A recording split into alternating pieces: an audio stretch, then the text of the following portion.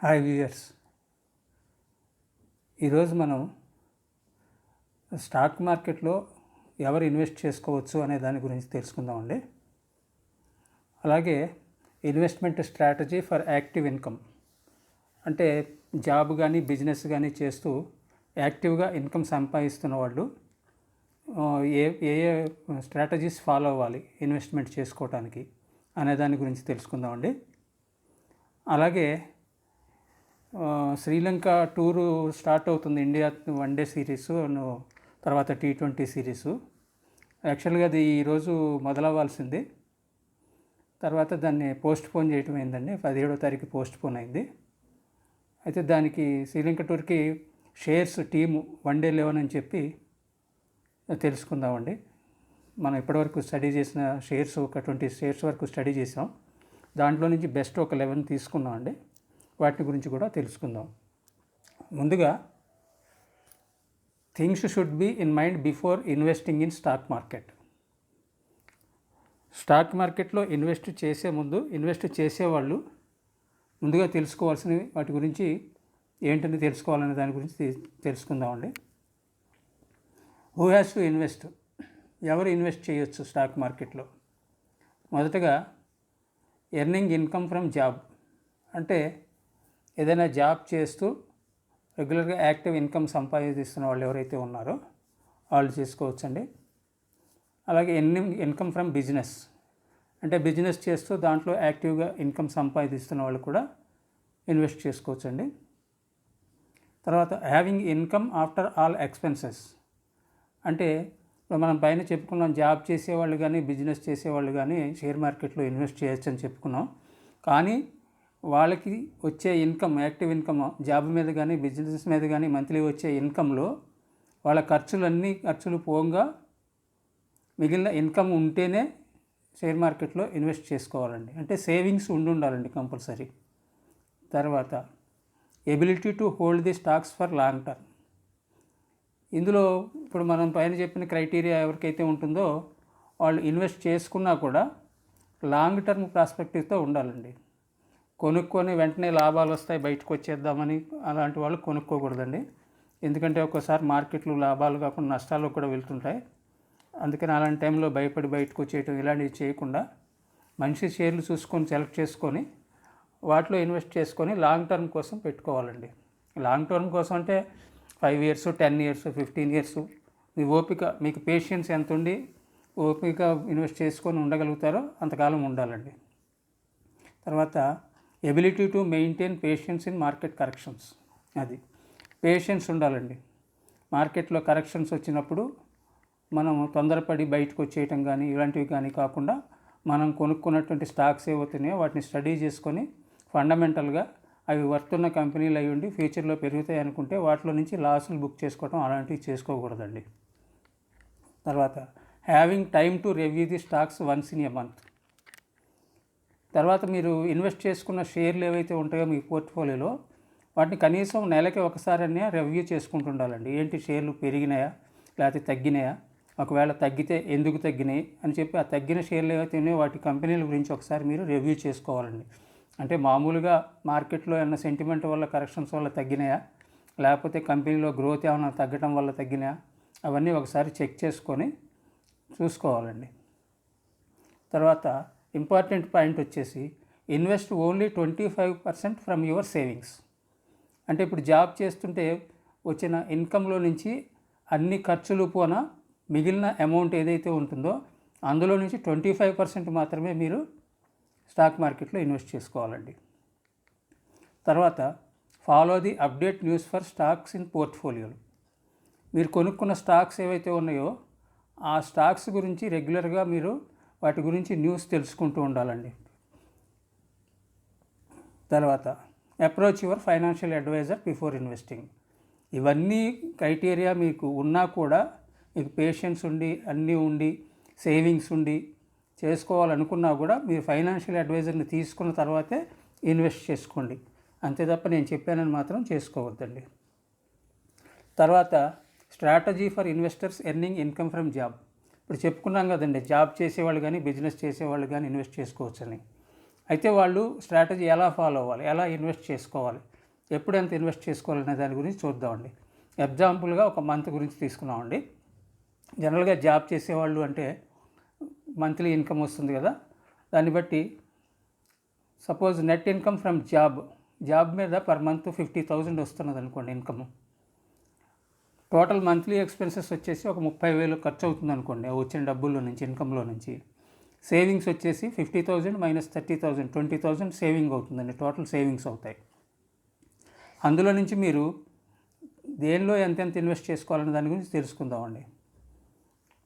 Keep 25% savings for emergency needs, అంటే అత్యవసర ఖర్చుల కోసం, అంటే మెడికల్ ఇలాంటివి ఉంటాయి కదండి ఎమర్జెన్సీగా, అలాంటి వాటి కోసం ఒక 5,000 మీ అకౌంట్లోనే ఉంచుకోవచ్చండి. సేవింగ్ అకౌంట్ ఉంటుంది కదా మీ దగ్గర, సేవింగ్ అకౌంట్లో 5,000 ఉంచుకుంటే దాని మీద సింపుల్ ఇంట్రెస్ట్ వస్తుందండి. అందులో ఏమన్నా మీకు అత్యవసరంగా అవసరమైతే వాడుకుంటారు, లేకపోతే ఆ డబ్బులు అందులోనే మీ అకౌంట్లో ఉంటాయండి. దాంట్లో నుంచి అంటే సేవింగ్లు అంటే ఇప్పుడు ఒక్కొక్క బ్యాంకు ఒక్కొక్క రకంగా సేవింగ్స్ మీద ఇంట్రెస్ట్ ఇస్తున్నాయండి. 2.7% కొన్ని బ్యాంకులు 3%, కొన్ని బ్యాంకులు 3.5% అలా ఇస్తున్నాయండి. అది ఆ 5,000 అలా ప్రతి నెల కూడా మీరు ఎమర్జెన్సీ నీడ్స్ కోసం ఉంచుకోవాలండి. ఒక 5,000 అంటే 25% 20,000లో. Next invest 25% of savings in PPF. ఇంకొక 25% అంటే ఇంకొక 5,000 మీ పీపీఎఫ్లో ఇన్వెస్ట్ చేసుకోవాలండి. పీపీఎఫ్ అంటే పబ్లిక్ ప్రావిడెంట్ ఫండ్ అండి. ఇది మీరు 15 సంవత్సరాలు ఇన్వెస్ట్ చేసుకోవాలండి, మినిమం 15 సంవత్సరాలు దాంట్లో ఉంచుకోవాలండి. తర్వాత కావాలంటే మీరు దాన్ని కంటిన్యూ చేసుకోవచ్చు. ఆ 15 సంవత్సరాల తర్వాత మళ్ళీ 5 years చొప్పున తర్వాత ఎక్స్టెండ్ చేసుకుంటూ కూడా వెళ్ళొచ్చండి. అందులో మీరు నెలకు ఒక 5,000 దాంట్లో ఇన్వెస్ట్ చేసుకుంటే, దాంట్లో ఇప్పుడైతే పీపీఎఫ్ మీద 7.1% ఇంట్రెస్ట్ వస్తున్నదండి. 7.1% అంటే మీరు నెలకి 5,000 అంటే సంవత్సరానికి 60,000 ఇన్వెస్ట్ చేస్తారండి. టోటల్గా మీరు ఒక 15 సంవత్సరాలకు ప్లాన్ చేసుకుంటే మీ టోటల్ ఇన్వెస్ట్మెంట్ వచ్చేసి ఒక 9 లక్షలు అవుతుంది. మీకు 15 సంవత్సరాల తర్వాత మీకు వచ్చే టోటల్ అమౌంట్ 16 నుంచి 17 లక్షల వరకు వస్తుందండి. అది తర్వాత invest 25% savings in index funds. ఇంకొక 25% ఇంకో 5,000 రూపీస్ వచ్చేసి ఇండెక్స్ ఫండ్స్లో కానీ మ్యూచువల్ ఫండ్స్లో కానీ ఇన్వెస్ట్ చేసుకోవాలండి. కాకపోతే నా ఉద్దేశం ప్రకారం అయితే మ్యూచువల్ ఫండ్స్ కంటే ఇండెక్స్ ఫండ్స్ అయితేనే బెటర్ అండి. ఎందుకంటే మ్యూచువల్ ఫండ్స్లో మీకు వాళ్ళు ఛార్జెస్ వేస్తారండి. ప్రతి నెల మీరు కట్టే 5,000 రూపీస్లో వాళ్ళు ఛార్జెస్ కింద 1.5% ఛార్జ్ చేస్తారండి. అంటే మీరు పోర్ట్ఫోలియో వాళ్ళు మెయింటైన్ చేస్తున్నందుకు. ఇప్పుడు మీరు మ్యూచువల్ ఫండ్స్లో ఇన్వెస్ట్ చేసినా కూడా వాళ్ళు కూడా ఆ డబ్బులు తీసుకెళ్ళి స్టాక్స్లోనే పెడతారండి. మీరు ఎంచుకున్న ఫండ్ను బట్టి లార్జ్ క్యాప్ అనో, లేకపోతే మిడ్ క్యాప్ అనో, లేకపోతే లార్జ్ క్యాప్ మిడ్ క్యాప్ అనో, లేకపోతే మిడ్ క్యాప్ స్మాల్ క్యాప్ అనో, లేకపోతే large cap mid cap small cap మూడిట్లో కలిపని ఫండ్స్ ఇలా ఉంటాయండి, రకరకాల ఫండ్స్. ఏదైనా కానీ వాళ్ళు అన్ని స్టాకుల్లో ఇన్వెస్ట్ చేయరు. అలా కాకుండా సెలెక్టెడ్గా వాళ్ళు మంచివి అనుకున్న స్టాక్స్ తీసుకొని దాంట్లో ఇన్వెస్ట్ చేస్తారండి. అది స్టడీ చేసి వాళ్ళు చేసి ఇన్వెస్ట్ చేస్తారు కాబట్టి దానికి మనకి ఒక 1.5% మీరు కట్టిన అమౌంట్లో వాళ్ళు ఛార్జెస్ వేస్తారండి. అది ప్రతి నెల కట్ చేస్తారండి మీ దగ్గర. అందువల్ల ఏమవుతుందంటే మీకు ఈ ఛార్జెస్ కూడా ఉంటాయి కాబట్టి మీకు గ్రోత్ రావడానికి టైం పడుతుంది. ఫస్ట్లో మీకు మైనస్లో కూడా ఉంటుందండి, తర్వాత పెరుగుతుంది వస్తుంది. కానీ ఇండెక్స్ ఫండ్స్తో పోల్చుకుంటే తక్కువగా వస్తుందండి. ఎందుకంటే ఇండెక్స్ ఫండ్స్లో మీకు ఛార్జెస్ ఎక్కువగా ఉండవండి, ఓన్లీ 0.2% అలాగ ఉంటుందండి, 0.2%. అదైతే 1.5% మ్యూచువల్ ఫండ్స్కి కట్ చేస్తారు. ఇండెక్స్ ఫండ్స్లో అయితే ఓన్లీ 0.2% మనం కట్టిన డబ్బుల మీద కట్ చేస్తారండి.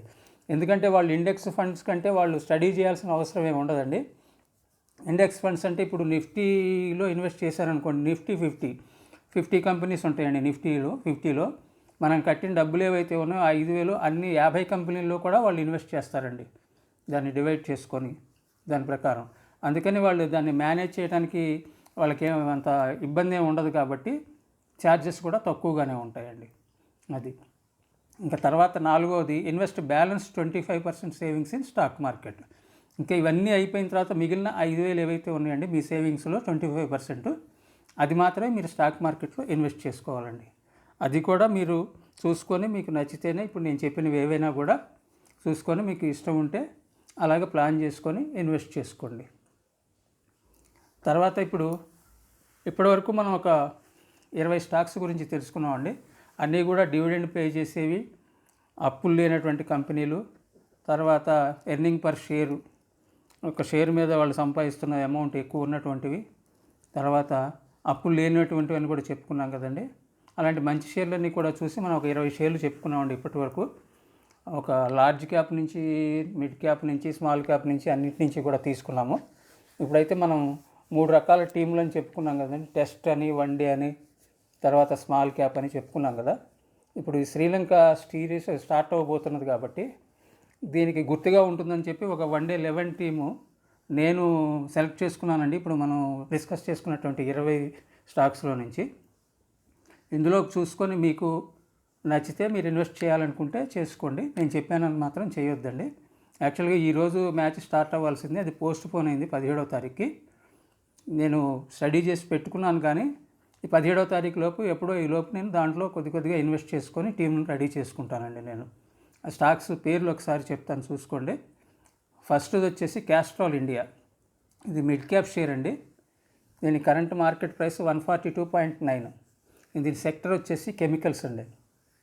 ఈ కరెంట్ మార్కెట్ ప్రైస్ అనేది ఈరోజు మార్కెట్ ఓపెన్ అవ్వకముందు, అంటే నిన్నటి క్లోజింగ్ ప్రైస్ అండి, ఇది నేను తీసుకున్నాను, చూసుకోండి దాన్ని బట్టి. తర్వాత రెండవది వచ్చేసి ఎరిస్ లైఫ్ సైన్సెస్. ఇది కూడా మిడ్ క్యాప్ షేర్ అండి. దీని కరెంట్ మార్కెట్ ప్రైస్ వచ్చేసి 745 రూపీస్. ఇది సెక్టార్ వచ్చేసి ఫార్మాస్యూటికల్స్. తర్వాత మూడవది వచ్చేసి బిర్లా సాఫ్ట్ లిమిటెడ్. ఇది కూడా మిడ్ క్యాప్ షేర్ అండి. దీని current market price 386 rupees. Sector వచ్చేసి సాఫ్ట్వేర్ ఇన్ఫర్మేషన్ టెక్నాలజీ అండి. తర్వాత నాలుగవది సారేగమా ఇండియా లిమిటెడ్. ఇది కూడా మిడ్ క్యాప్ షేర్ అండి. దీని కరెంట్ మార్కెట్ ప్రైస్ 3474. ఇది సెక్టర్ వచ్చేసి ఎంటర్టైన్మెంట్ అండి. తర్వాత ఐదోది నేషనల్ అల్యూమినియం కంపెనీ. ఇది మిడ్ క్యాప్ షేర్ అండి. దీని కరెంట్ మార్కెట్ ప్రైస్ 84.65. దీని సెక్టర్ వచ్చేసి మెటల్స్ అండి. ఈ 5 స్టాక్స్ కూడా మనం మిడ్ క్యాప్ నుంచి తీసుకున్నామండి. ఎందుకంటే వన్ డే 11 అనుకున్నాం కాబట్టి వన్ డే 11లో మనం ఎక్కువ మెజారిటీ స్టాక్స్ వచ్చేసి మిడ్ క్యాప్ నుంచి తీసుకోవాలని మనం ఇంతకుముందు చెప్పుకున్నాము. ఆ ప్రకారంగా మొదటి 5 స్టాక్స్ మిడ్ క్యాప్ నుంచి తీసుకోవాలండి. తర్వాత నెక్స్ట్ లార్జ్ క్యాప్ నుంచి అండి. లార్జ్ క్యాప్ నుంచి ఒక 3 షేర్లు.